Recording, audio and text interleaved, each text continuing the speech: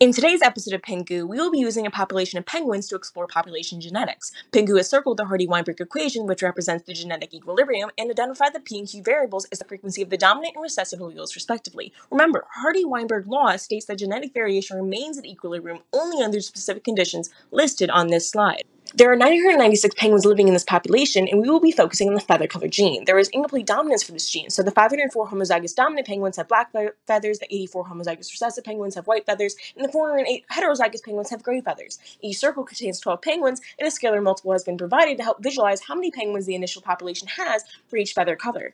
We can now calculate the allele frequencies found in this population. In general, divide the total for one allele type by the total number of alleles in the population. The genotype frequencies are found in a similar manner. Divide the number of individuals with the genotype by the total population number. Before we move on, we need to conduct a chi-square test to see if this initial population is consistent with Hardy-Weinberg equilibrium.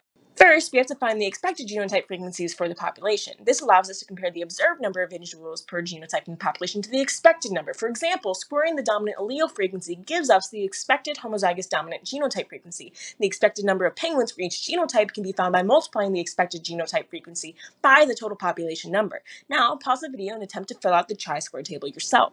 Pingu has included his calculations. There is 1 degree of freedom, so the critical value is 3.84. Because our chi-square value is less than the critical value, we will fail to reject the null hypothesis. This means that the initial population is in Hardy-Weinberg equilibrium, and the feather color locus currently follows Hardy-Weinberg proportions.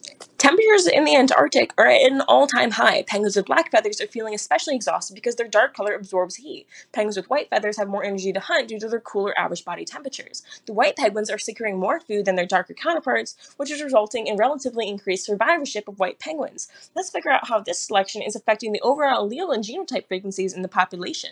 The relative fitness for each genotype in these warmer average temperatures is given here. We can tell this is an example of directional selection because penguins with at least one recessive allele have greater fitness and penguins with both recessive alleles have the highest relative fitness. Pause this slide to attempt to fill out this viability selection chart using the equations provided.